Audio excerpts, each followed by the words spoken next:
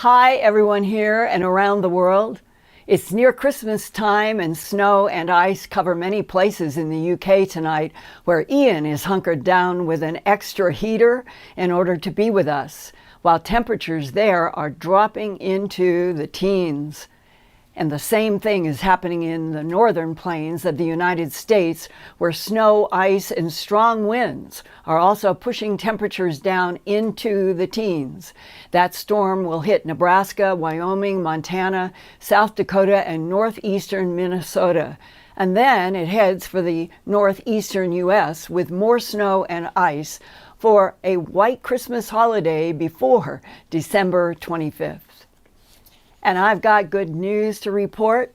We've broken through 225,000 Earthfiles subscribers at this Earthfiles YouTube channel. So feel a Merry Christmas hug from me through the electrons to every one of you. And if you haven't subscribed, it doesn't cost you anything, but it helps this Earthfiles YouTube channel with YouTube.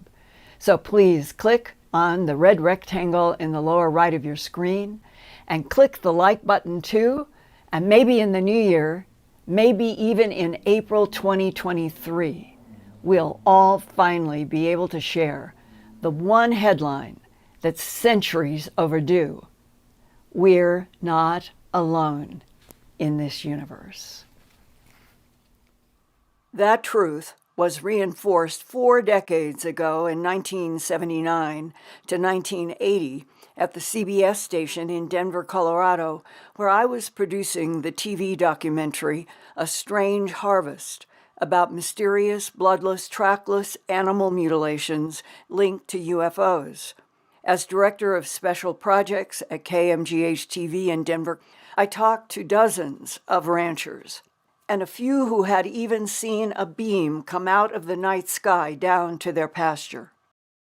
Back in September 1979, in my first research interview about the bloodless animal mutilation mystery with Sheriff Tex Graves in Sterling, Colorado, the sheriff told me, quote, "The perpetrators are creatures from outer space.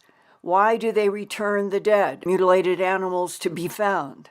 And some have broken bones like they were dropped from a great height to the ground." Close quote. In my book, Glimpses of Other Realities, Volume 2, High Strangeness, I relate one cowboy's haunting experience in Sand Springs, Oregon, where he was doing night watches to protect his cattle from being mutilated. The cattle were just drawn up to the glowing craft. They floated right up off the ground. He had seen them rise up to the UFO. Later, they were dropped back down, and he could hear horrendous cracking sounds as the heavy bodies dropped down through the trees. Beyond Oregon, since October 2022, investigators are puzzled by recent bloodless, trackless, mysterious deaths of 40 cattle in Meeker, Colorado. So far, there is no ordinary predator or disease explanation for the deaths of those cattle. But after my 43 years of investigating bloodless, trackless animal mutilations linked to UFOs and non-human entities, I can say from necropsy evidence that bovine hemoglobin has been cooked in the excision tissue of mutilated animals in comparison to normal bovine collagen. That implies high heat was used to cut through the hide where tissues were removed. Often, where mutilated animals are found, local residents have seen strange lights in the sky, and sometimes a person is reported missing. Current 2022 statistics say that more than 20,000 missing person cases and 14,000 unidentified body cases are currently open, according to the National Missing and Unidentified Persons Database, funded by the U.S. Department of Justice. This week, on December 12th, former police officer David Paulides, famous for his 411 information podcast, films, and books about missing people, has released an outstanding new 90-minute video, Missing 411, the UFO Connection, which David produced and directed.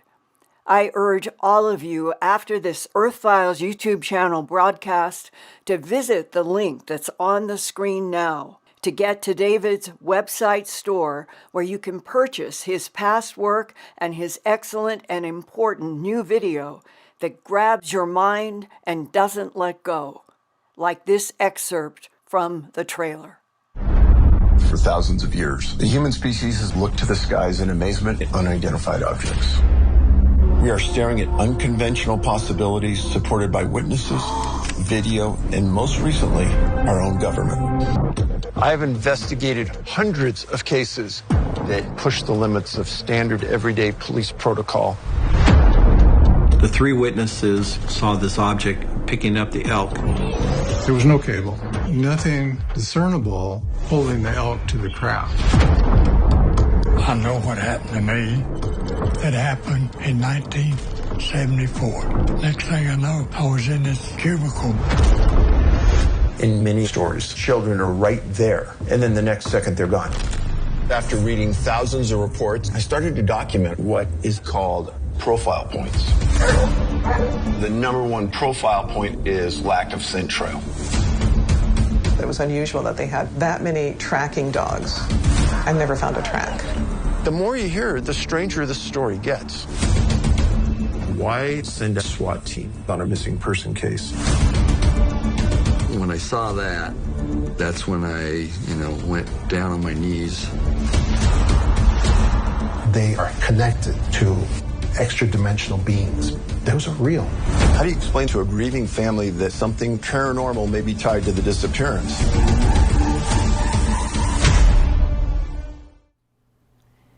David sent me his new film 2 weeks ago, and when it faded to black, I started clapping to the screen. It is so good. I called him to see if we could do an audio interview for all of you to broadcast right after his December 12th first releases on Vimeo, Amazon, and Blu-ray. And so tonight is the night, and David said okay, and I now want to share with you some of our discussion after I saw his excellent film. The number one thing I found was about 97% of the incidents where the people weren't found, canines brought to the scene couldn't pick up a scent. I cannot ever remember being on a search where we didn't find the people we were searching for. So in these incidents where dogs go out and they can't pick up a scent, sometimes they walk down the trail and they come back and they walk in circles. So that was the number one profile point. Another profile point, soon after the person disappeared, or just about the time the search was starting, there was a weather event that inhibited the searchers. Another profile point that was very unusual is that oftentimes, if the person was found, they were found in an area that was previously searched. Searchers walked out a trail every day into a search zone. They find this body of the victim laying across the trail. And when canines and trackers can't find a scent trail or tracks, and they're working grid patterns, and suddenly a body shows up in an area that had been covered numerous times, that's odd. And missing shoes is another thing. And a lot of times the people are found and they don't have shoes on, and their shoes are never found by searchers.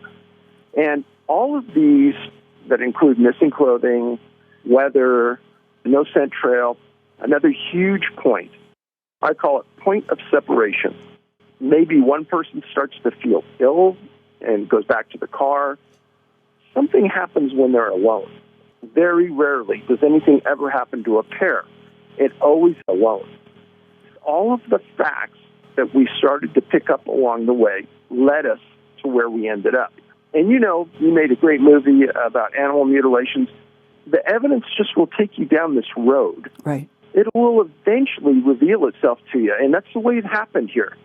When we started off with an elk disappearing and being witnessed by a group of workers planting trees, and you see a UFO come over and pull the elk and take it away. And that there was no physical connection seen between the small craft and the elk below it, as if there was some sort of control over gravity between the elk and the craft. No, the workers said that when the craft went over the elk, it's as though the elk froze in place, just froze. And then later on in the movie, when we talked to one of the victims, he described that as he lined up on a series of elk, they were frozen and didn't move. Subsequently, when he gets on a ship, he sees the same elk on a ship frozen in time. These connections walked us down this path.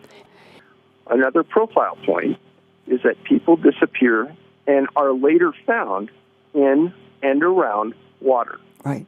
And it's something that you just can't get away from. I mean, they're found on the edge of a slough or a swamp. Or I wrote a whole book called Missing 411, A Sobering Coincidence, where it was all young men who all disappeared. And they were all later found in a body of water. And there was no way to connect where they were last seen and how they got into that water. There's something in this world trying to thwart us from figuring this out. And as I've told many people, this is our third movie. First movie was called Missing 411. The second one's called Missing 411, The Hunted. And in this one, I can guarantee to you it was 10 times harder than the other two combined. And every obstacle that it could throw at us, trying to keep this from being completed. Missing people is like one of the Pointillism points. Animal mutilations, all of the things that I've investigated, they are more points. And I think we're all beginning to see the bigger pattern and the implication we're not alone on this planet. There are many things that are coming and going, and that what you have been investigating, what I have been investigating, the common denominator answer to it all are the presence of other intelligences. People have also seen humans as if they were paralyzed on a craft. And the animals that he saw, it was almost as if it was a demonstration. Yes, we're taking elk. You hunt elk. We hunt elk as well. But instead of that being a human dialogue, it's coming from another intelligence. There's a lot of evidence that shows that those animals have been dropped. Yes. Well, over the years that I've been doing missing persons research, I've made many statements that it makes no sense how these victims sometimes get into locations where it almost appears like they were dropped or they fell into these locations in ways that are unexplainable. Right, like the Carl Higdon case in October 1974, south of Rawlins, Wyoming. And in the interview with Carl, he explained that when they got rid of him, they dropped him on a hillside and he rolled down and hurt his shoulder. And that was probably the biggest aha moment for me in that film. What does that say about the intention, the intelligence of what is interacting with this planet, that if the human doesn't match what they need, they just drop them? If the cow doesn't match what they need, they just drop them? It's so peculiar because nothing needs to be dropped. No, and that's something that we've thought about a lot over the years. And if you take in the UFO angle, it shows either a distinct lack of respect and dignity for us, or there's something else we don't understand about why in these certain conditions this drop occurs. Right. How much is being hidden, David, in so many directions? Since you're in this world all the time, what about this movie surprised you? The blatant implication of censorship before even learning information. I think that if we follow the last 50 years and what our government hasn't told us, that the revelations are going to come from people like you and me and some other researchers out there that dig real hard and dig real deep and are willing to challenge themselves, because I don't expect our government to do anything. How can governments continue a perpetual lie of an entire planet of 8 billion people? Just follow the path they've been on for the last 50, 60 years. I think they have a complete disrespect and lack of respect for the general public, and they kind of do whatever they want to do.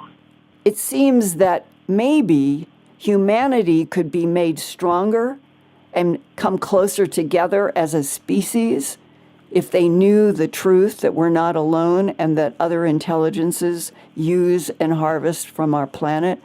Wouldn't that make possibly humans look at each other slightly differently and maybe not want to kill each other? There's always been that theory that, well, what if 3 or 4 classic UFOs landed on the front lawn of the White House and then landed in Buckingham Palace and landed on some of the world's biggest locations simultaneously? Wouldn't that make all of our problems in humanity stop and make us look at ourselves and say, hey, really, what are we doing here, and who are our friends? Right. Shouldn't we be focusing on something a little more important? Can you now let my Earthfiles YouTube channel audience and everyone know exactly how to get your brilliant new film, Missing 411, The UFO Connection? So the easiest way, if you want to watch it online, you can go to Vimeo, you can go to Amazon. Those are the 2 easiest ways. If you want to buy a DVD or a Blu-ray, you can go to our website, and our website store is called NA, like North America, NABigfootSearch.com. Go to the store. Those are the best ways to watch it online, Blu-ray, or DVD. Look who came and jumped up while David and I were talking about his great film. And I wanted to share with you that this morning I got a text from David Paulides who said, quote, Missing 411, the UFO Connection, went to #1 in iTunes documentary yesterday, December 13th. And he just released the film on the 12th. So I am so glad to hear that, and I really do hope that all of you, in whatever way that you want to download it, that you see this really important work by David Paulides. And I also wanted to add that I knew Dr. Leo Sprinkle really well because he worked with me, helped me in so many ways when I was working on the documentary A Strange Harvest. And he was in Laramie, Wyoming at the University of Wyoming. He was director of counseling and testing there. And a lot of people did not know that Dr. Sprinkle was really one of the first who began to recognize that something was happening and being reported by the college students, and that he began working with people who fell into the category of encountering some kind of light or a craft, and that he did early important work documenting abductions.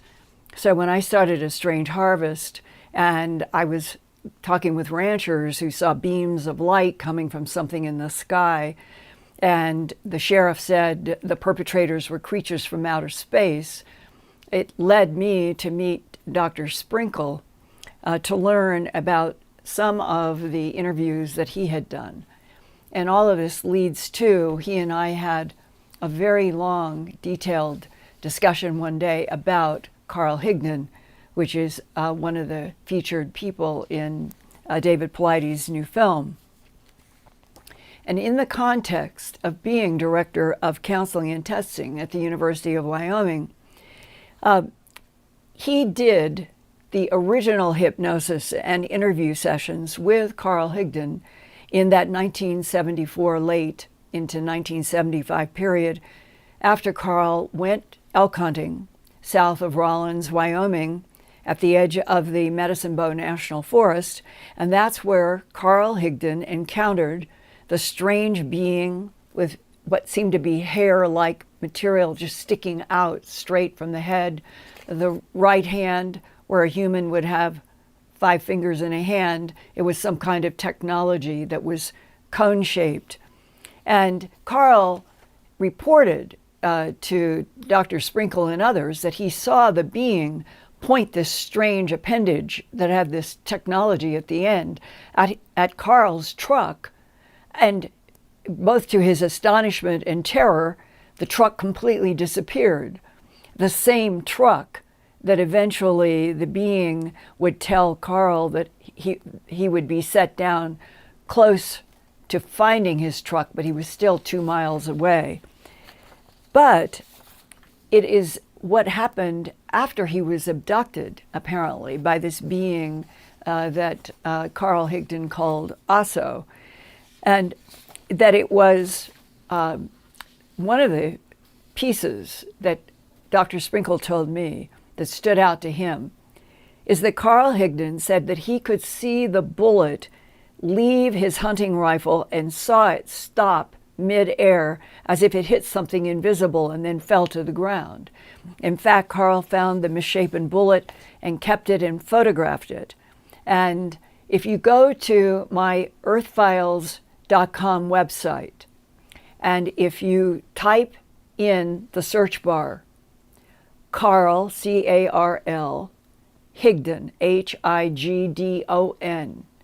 you will see immediately it comes up. It is a 5-part series that I did long ago with Dr. Sprinkle about the Carl Higdon case, and it has illustrations, it has whole excerpts from the hypnosis in my 5-part Earthfiles. I urge you all to go to Earthfiles and go into, and it's in the environment section, so you can access everything that's there. It's an amazing case. And it was the fact that Carl, as Dr. Sprinkle explained it to me, Carl was adamant that he could see this bullet, which is not what most normal humans under any situation would be able to do. And that was sort of the beginning of where Dr. Sprinkle was telling me that he was becoming convinced that human minds, eyes, our entire consciousness could be influenced, manipulated by the beings that were involved in the human abductions. And in this case, Dr. Sprinkle and I talked about the possibility of psychology or mental or consciousness manipulating frequencies that were applied by that strange being from the craft at Carl before Carl was abducted, and that might be why there was this strange shift in consciousness, and that he could literally see the bullet, saw exactly where it fell. What did it encounter? Was it something that the being in the craft did to the bullet to keep it from hitting one of the elk? Also, under hypnosis with Dr. Sprinkle, Carl Higdon said about the strange alien being that he called Aso, that when Carl was inside the UFO craft, Aso told Carl he would be taken back because, quote, I wasn't what they wanted or needed, close quote.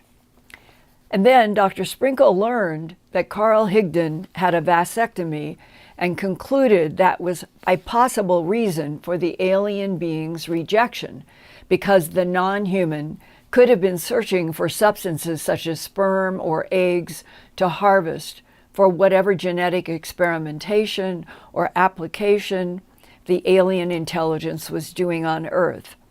It is a fascinating case, and I hope all of you will watch David Paulides' new documentary and go to earthfiles.com, type in Carl Higdon in that search bar, and read those 5 fascinating parts that I did with Dr. Sprinkle. And as we are now in the holidays, the end of tumultuous 2022, I want to say to every one of you, may the thought that dwells in the light protect you in this new year. And keep us all coming together on Wednesday evenings on this side of the world and wherever the sun is for you in other parts of the world. My Earthfiles YouTube channel is now also available as a podcast. New episodes are released every Thursday after each live broadcast. So when you can't be here live, go to podcast.earthfiles.com or search for Earthfiles in your favorite podcast app.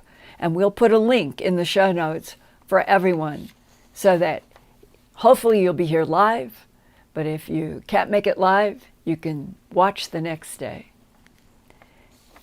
Now, in addition to this being the end of this tumultuous 2022, and hard to believe we're already in Christmas holidays, it will not be long before February 2023 when the wonderful Conscious Life Expo fills up the LAX Hilton Hotel with dozens of great speakers, each bringing a different facet about our evolving human consciousness in what CLE, Conscious Life Expo, always says, in this ever-evolving universe where everything is changing, evolving, transforming.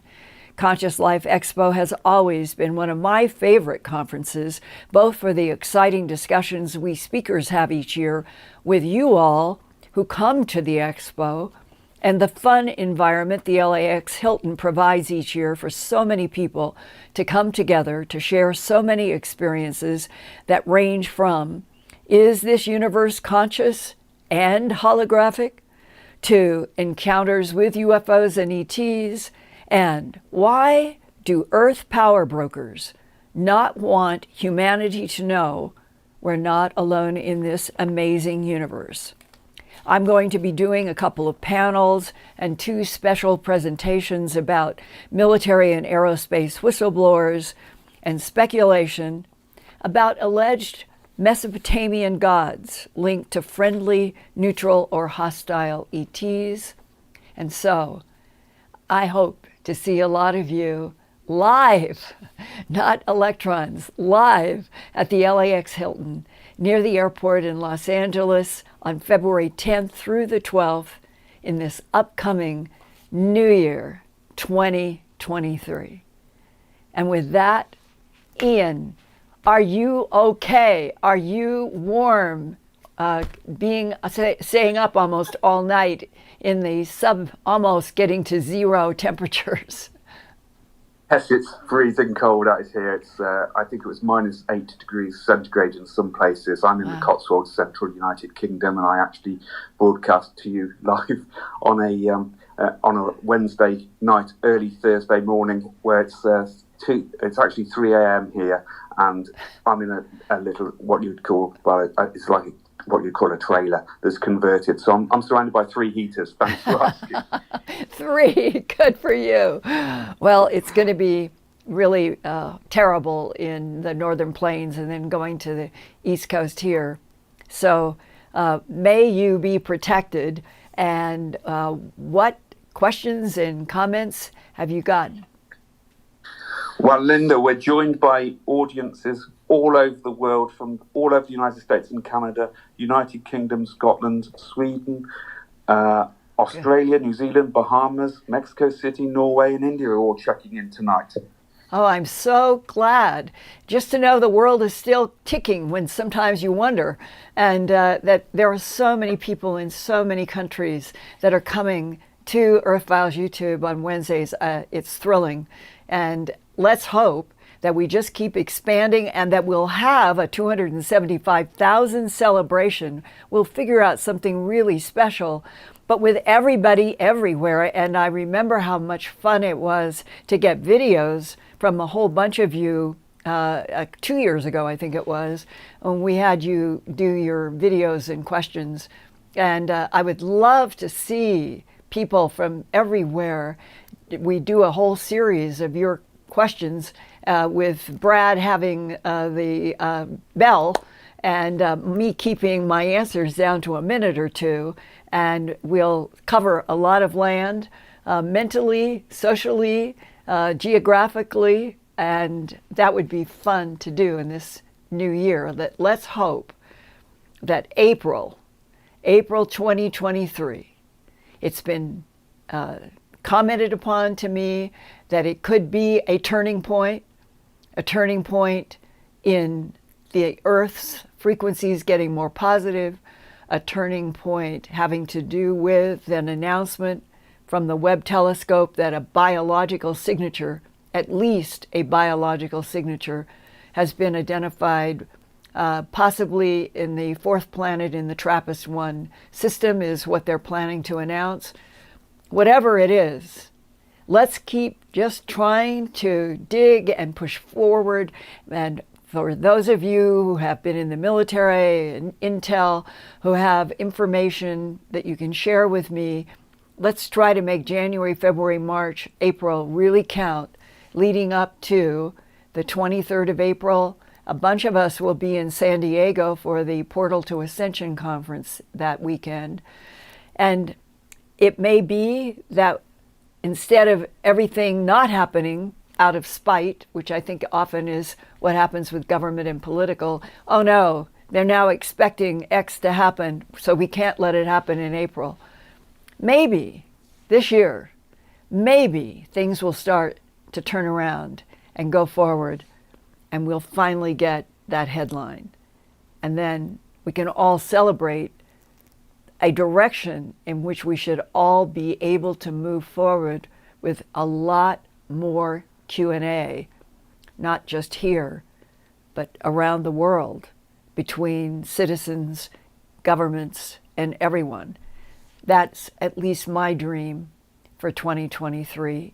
It could change the whole texture of war and make it purposeless.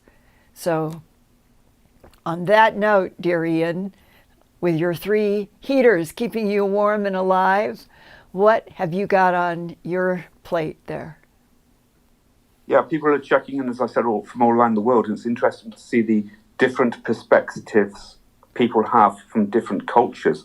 For example, Tanimkin says, and I'm not sure if I'm pronouncing that properly, says, I am from Bangladesh. In our country, we are told by our grandparents not to go out in the dark alone, especially at night or when the sun is about to go down. We find missing people a few days after and then it ends, and I don't have a follow-up to that. So we'd be interested to hear more from this source who was from Bangladesh, given that perspective.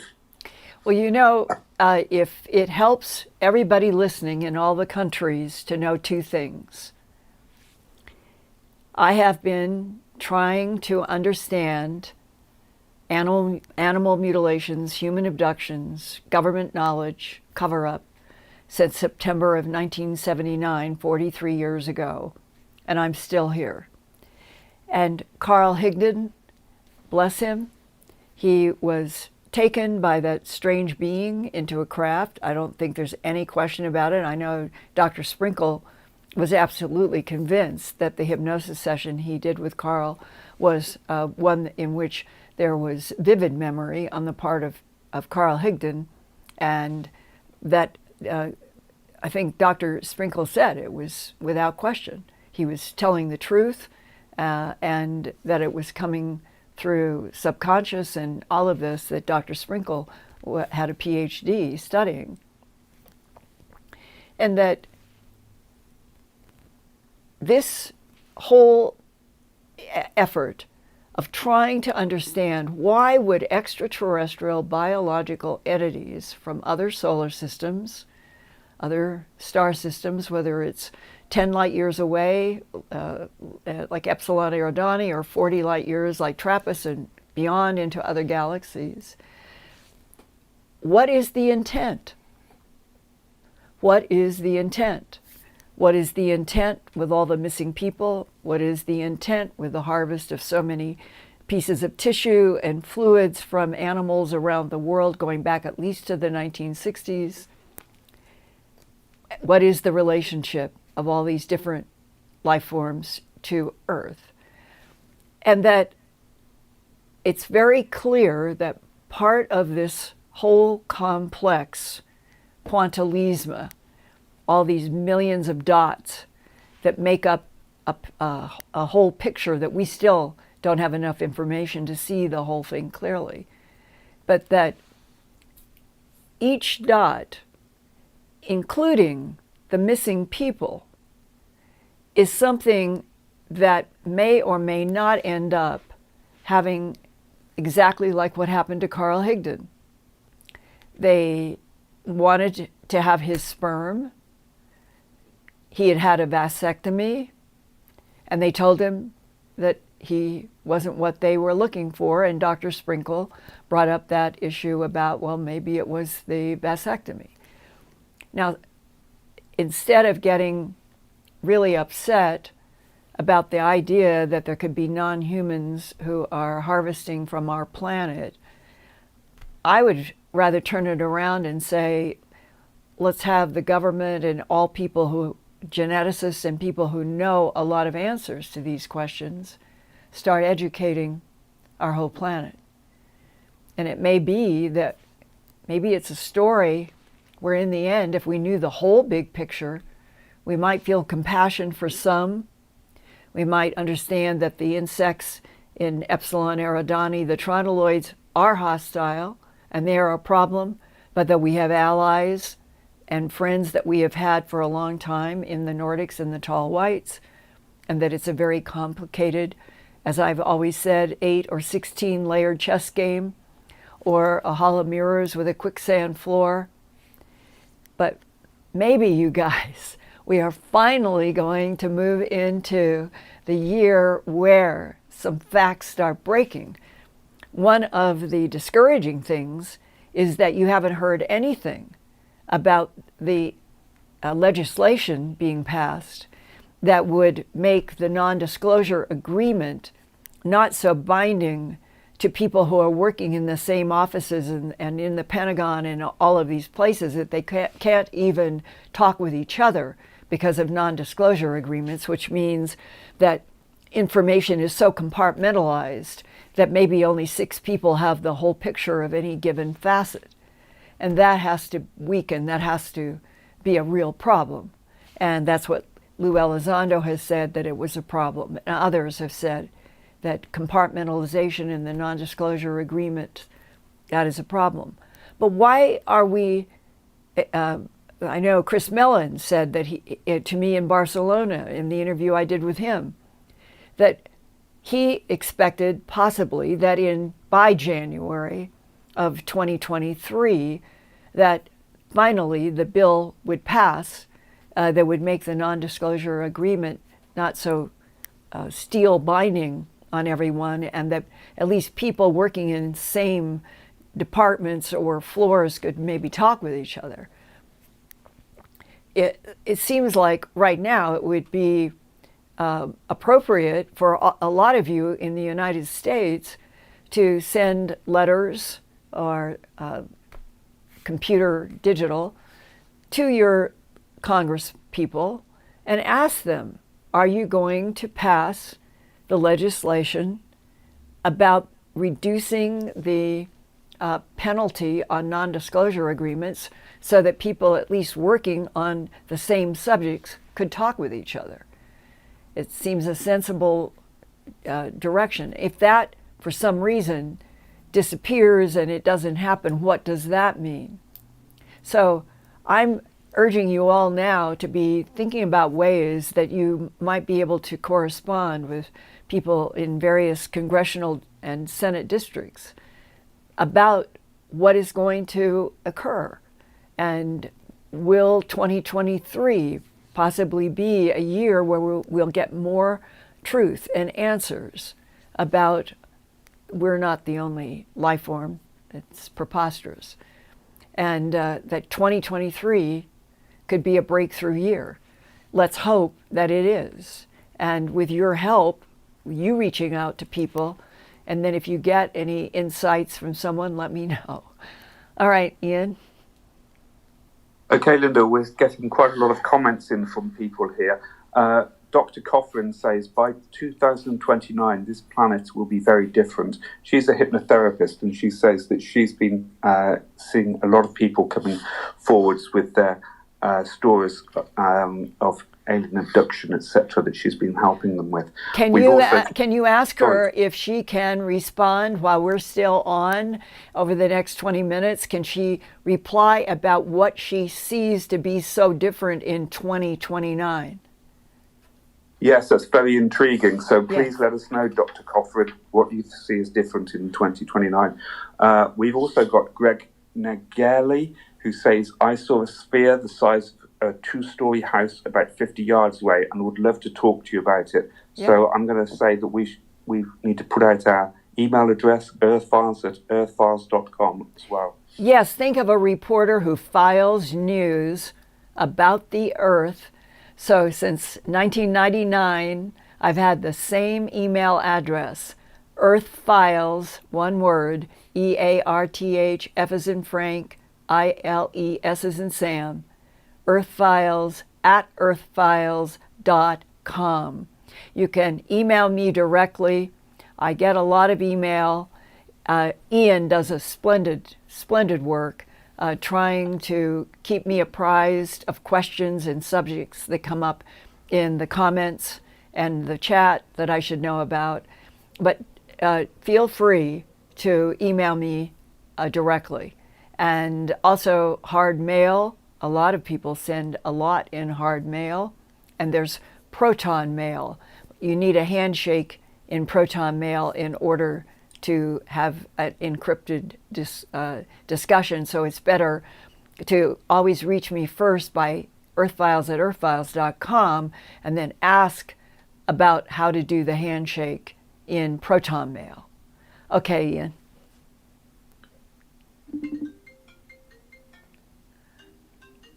We don't know why somebody calls us during the show. Can you see a number? Maybe it's the 5th floor in the Pentagon.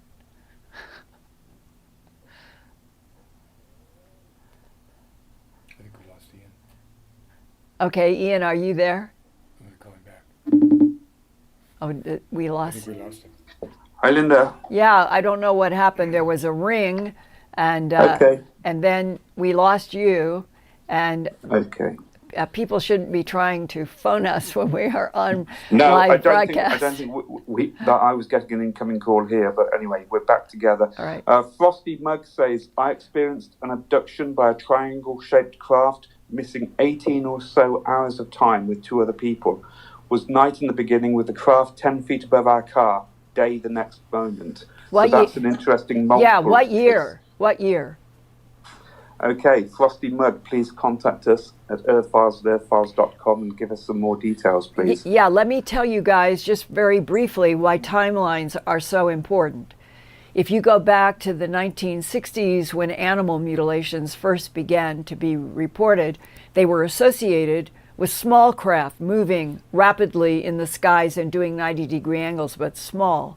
And as you come up through the decades, it has been fascinating to me how the descriptions of craft keep expanding, changing, and the interactions with beings.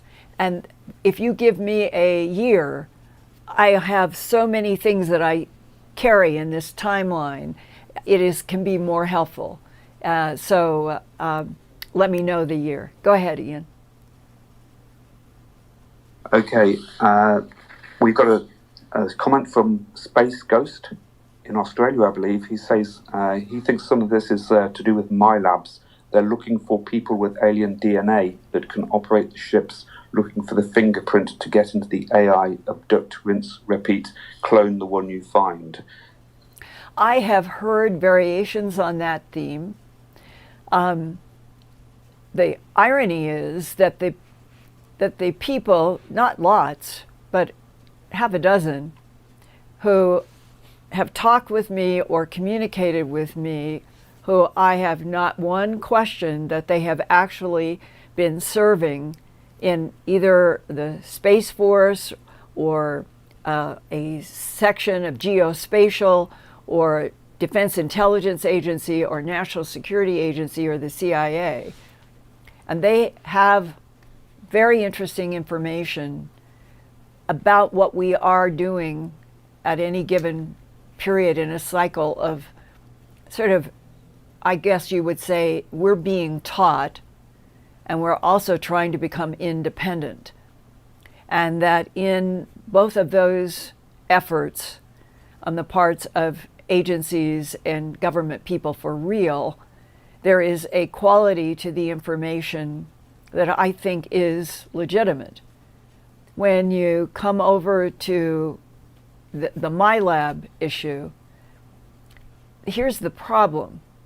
There really is not a lot of hard evidentiary material that is ever presented beyond information that seems to be general about this is what's going on, but no proof.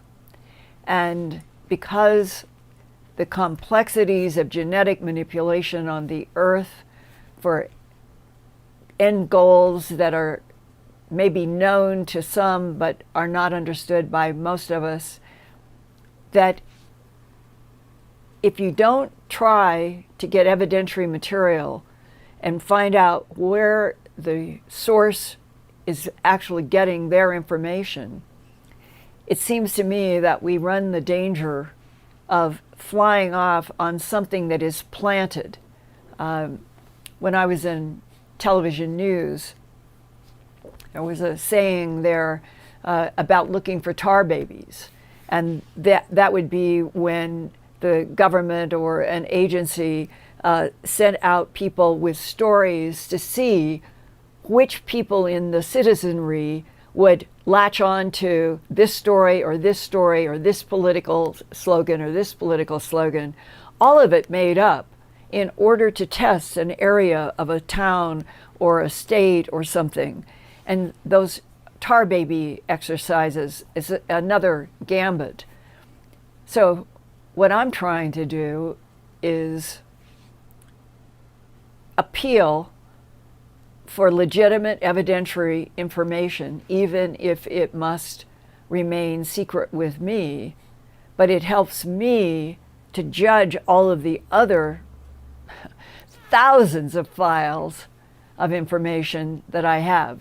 I'm beginning to understand a few things a lot more deeply, and that's what I would like to continue to share with you guys. All right, dear Ian, how are you doing in the heat? It's in the bleak midwinter here. But anyway, we're going to go to the super chats, and people have been very generous tonight. First up is Moonbird, who's obviously back from celebrating his 50th last week in the sensory deprivation tank. Welcome back to Moonbird. Yeah, Moonbird, you've been there with us right from the very beginning. Thank you. Okay, Jessica Rodriguez, Linda Di Lembo, Whisper of Love, Jean Karcher, Joe Tony, Yin Yang Glow, Lighten Will I Am, Christina Ledesma Jimenez, who always tells us to hit the likes. Thanks, Christina. Charles Tomlin, Fabian Far Beyond, Brennan, Diane Schroeder, Sarah Underwood. I'm sorry if I've missed anyone out, but those are the ones I've got tonight. Thank you. Thank you all. Feel the digital hug. Merry Christmas and happy holidays in spite of this tumultuous time on planet Earth. Thank you everyone for being here. Thank you for helping to support, and it all helps. So I love you. And we need to make people aware that this is the last live show as well of 2022. That's right. This is the last show of 2022. Brad and I and Ian and Eric are going to take the 2 weeks of Christmas and New Year's off. I'll be working, though, almost the whole time on several different things, some of which I will bring back to you in the new year in 2023 with hope, with honest hope that that can be a transition year away from tumult and everything so horrible to maybe a spring in the cosmos. At least if everybody here and everybody in every country, if we all start thinking and concentrating, it's a conscious universe. We are conscious beings that we send out frequencies and the universe sends out frequencies.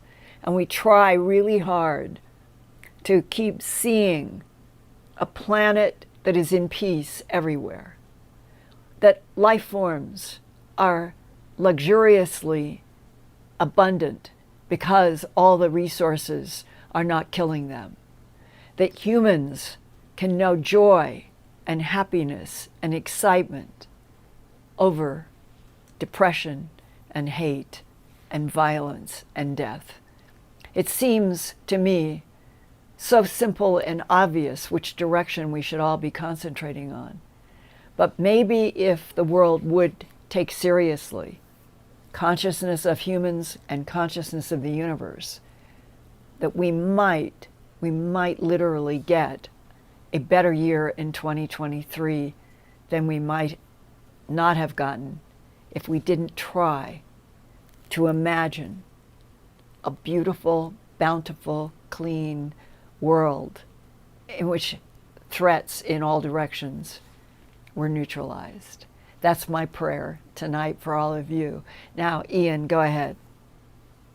Let's try and squeeze in a couple of questions. Sexy Sadie says, question for you, Linda. Do you think the fusion discovery this week could be the result of back engineering alien technology? I truly have had,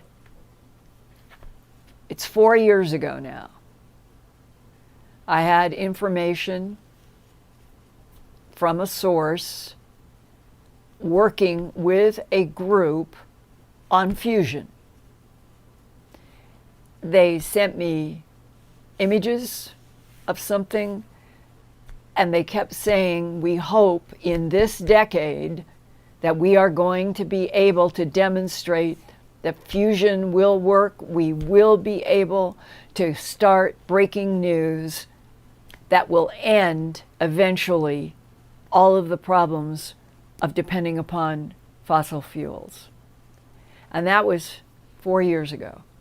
So when I saw these headlines, I'll be honest, I jumped up and down. I said, oh God, New York Times, everybody, oh, fusion. It's not going to be tomorrow. There's a lot to go. But the other part of the question is the development that we have been able to do in these 4 years, starting from what a source told me. Is it because we have been working with the tall whites and the Nordics?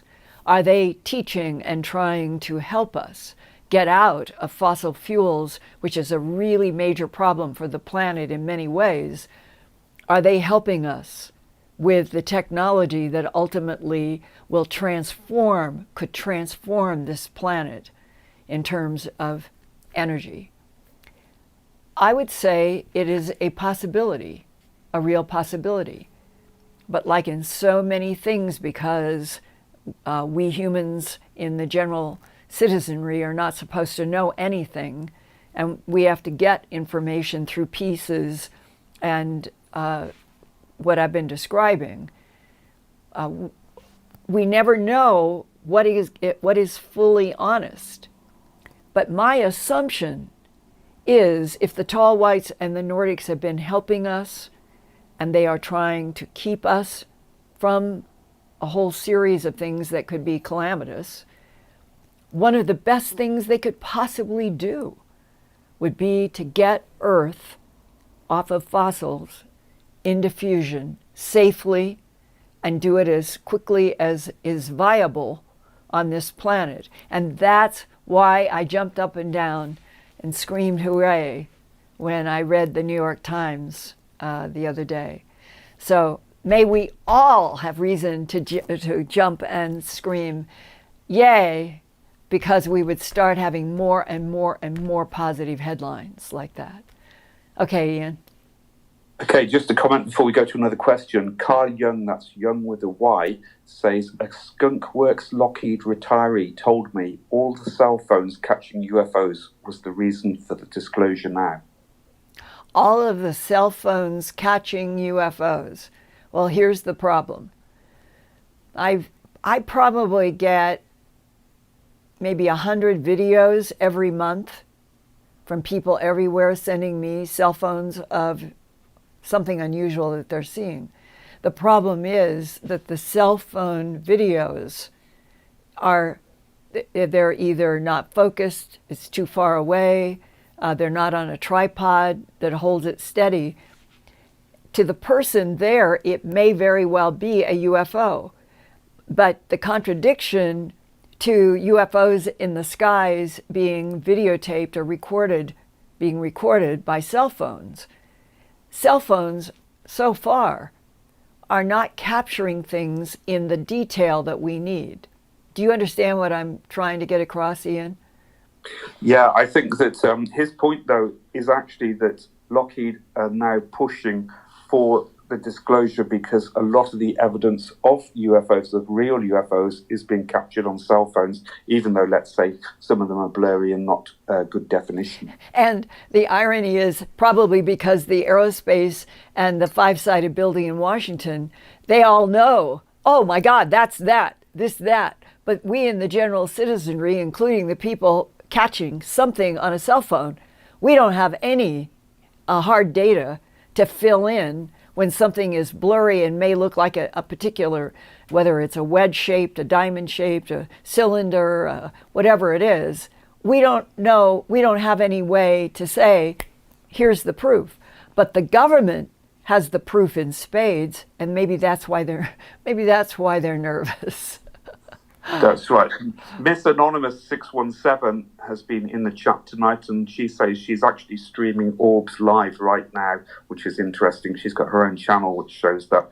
Catherine Small says, why would they drop animals and people like this, referring back to David's film? Yes, it's a question that came up in my very first discussion with Sheriff Tex Graves. I had the quote tonight. That's exactly what he said to me. The perpetrators are creatures from outer space. But Linda, we don't understand. Why do they drop the animals from the air onto the ground and cause broken bones? Why, from 1960s to now, why would anything be dropped physically from one of these craft that demonstrate that they can move point to point, they can disappear, they can reappear, they have the beam technology in which things can be picked up from the surface of the earth and then lowered to the surface of the earth. They don't have to drop anything, which is what I said to David Paulides, and he said, yeah. Why the dropping? There's only one answer that I've ever had and talked about it with law enforcement. And the law enforcement and I have ended up using the same word with each other, which is why it's become meaningful to me. It is as if the abductees, the abductors, those doing the animal mutilations, are flaunting, F-L-A-U-N-T-I-N-G, flaunting their ability. Flaunting implies intimidation, that the non-humans would flaunt their ability or abilities in order to intimidate humans. And if you intimidate a species on a planet, I'm assuming that what they want is to be able to control, scare, which is manipulation by mental conditioning. And I can't find a positive reason for why this would be done. There was one case, it was in Montana. A sheriff called me. This was about, I was living in Philadelphia at the time, and I moved from Philadelphia in 2004, so it was probably somewhere in 2001, 2, 3, somewhere in there. And it was the sheriff of the county who called me in Philadelphia, said, we would really like your help. We would like to have you come up with the knowledge. We have your books, we have your documentaries. And I spent 4 days, I think it was. And the first trip to the field, because I had studied so many photos and had talked about these dropping phenomena with Dr. Sprinkle and Dr. Levengood, who worked with us on crop circles. And the first thing that the sheriff showed me when I got to the field was that there was a small crater to the back of the animal with the legs going out. And we walked around looking at this strange, what is this crater? And I said, it's because this animal has been dropped and it bounced, and this is not the first time I've seen this. And we were able to gather soil. I did it through calling up Dr. Levengood and saying, give me the directions of what I should do so that you could do an accurate analysis about the soil that the animal is not lying on versus the soil the animal is lying on. And we did that. And Dr. Levengood did a paper that estimated that that animal, which was I think about 1,700 pounds, had been dropped from a height that was at least 200 feet in the air and hit the ground and bounced. And those are the kinds of evidentiary cases where law enforcement is asking me, if I go to veterinarians and pathologists to do a real study, and then you have evidentiary material from physics that says this animal was dropped from 200 feet, hit in one place, left a crater, and where it landed is where the excisions were made. Well, that is part of what we need to do and to understand, but it doesn't ever answer an alien logic about why they would be harvesting from Earth, not just in the 20th century or the 21st, but for millions of years. And they know way more about this planet than we do. And why would they drop a 1,700-pound animal? Why would they drop Carl Higdon? And we need more data points. But if it comes back to flaunting, that's, to me, has always made me nervous, because something that flaunts is trying to get away with something without us being able to do anything about it. Okay, Ian, one more. Yeah, James Jurovic says, Linda, do you think it is peculiar with all that has come to light over very recent years, coupled with Elizondo getting the word out, etc., more than I've seen in my 38 years of research? Thank you very much. If I understand, meaning, are we now at the crossroads where we all hope the truth is going to be presented to us, is where I think I am and others.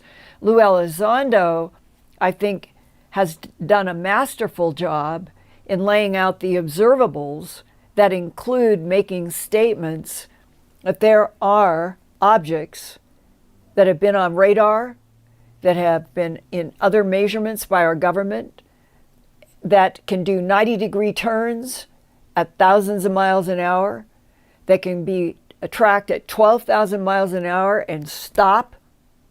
This is not human ability. Humans are not making these objects, and humans would not be in such an object. And therefore, what Lou Elizondo and Chris Mellon and others, I think, have been trying to do is set a different frequency, a different landscape, that left-brained humans would start saying, oh, I see. Yes. What are these UFOs? What are these unidentified aerial phenomena that can go from outer space, have been tracked from outer space into our atmosphere and into ocean with never stopping? Humans don't have anything that can do that. So the reduction of those statements down to one clear, definitive sentence is, we have evidentiary proof of something in Earth's atmosphere, around the moon, maybe out to Mars, but definitely in Earth, that is moving and doing technologies that humans cannot make and do not understand, and are not making machines that do 12,000 miles an hour and stop midair. That is important because it's moving the discussion into technology and science, but it's really not addressing animal mutilations or human abductions and all of these things that are going on the planet that are affecting a lot of people and have been for decades, beyond decades, probably for centuries. But at least, to the caller and others,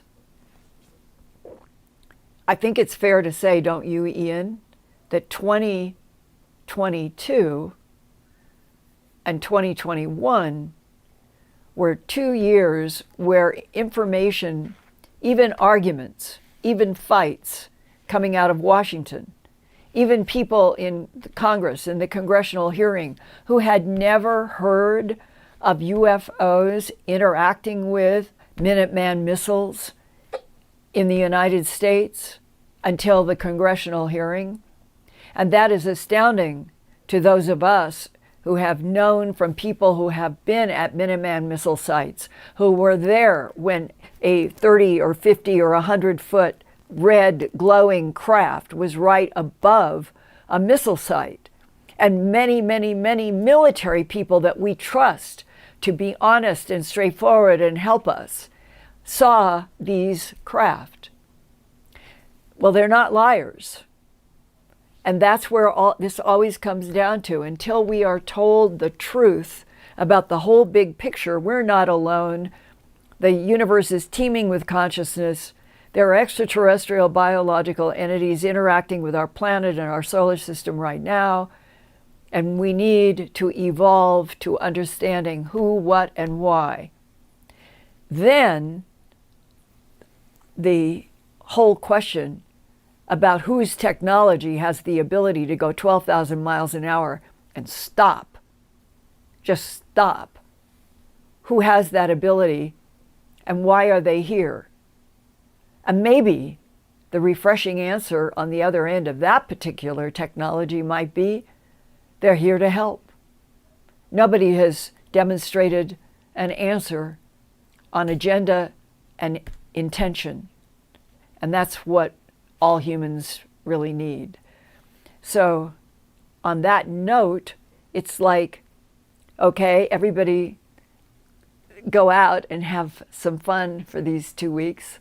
I'm going to be working hard, but I like what I do, and that the questions and comments that where we've left off tonight, maybe we will have more answers start coming in January if the congressional legislation on NDAs passes. And maybe by April, we'll have a whole different tone of discussion with more details, more leaked documents, more of everything beginning to move toward evidentiary. And then, maybe, who knows, we will get a film that is distributed to the whole world media. All of us can use it, that shows us up close on the outside, up close on the inside of a craft, and somebody says, and here are the beings that made this craft, that come and go on Earth. They come from X star, and this is what they're doing on the Earth. And eventually, we are all going to be able to communicate. Wouldn't that be something? If we could finally go from suppression and everything classified, reality is classified, to at least moving toward a planet that would honor truth for everybody. So I'll raise an invisible glass of champagne to all of you, to that spirit, that we keep going into 2023, that war ends, that we start getting more and more honest answers about the UFO, UAP, ET, everything. And probably the most exciting of all is the constant news that is coming constantly now about our own universe. These great telescopes, and the fact that the universe itself is conscious. So maybe in 2023, we can move and shift all of the frequencies to something more positive, less jagged, less cut up. I pray for that to the thought that dwells in the light. Help us, help this planet evolve toward the light, not the dark horribleness of war. I love you guys. Thank you for getting us over 225,000 on this show. And we'll start over again in the first Wednesday in January. Who knows what will have happened by then? Whatever, I always try to bring you something that I feel is sharing with you information step by step by step that gets us closer and closer to understanding more about the world we're on, the universe we're in, and what is in this universe with us. Merry Christmas. Happy New Year. I love you.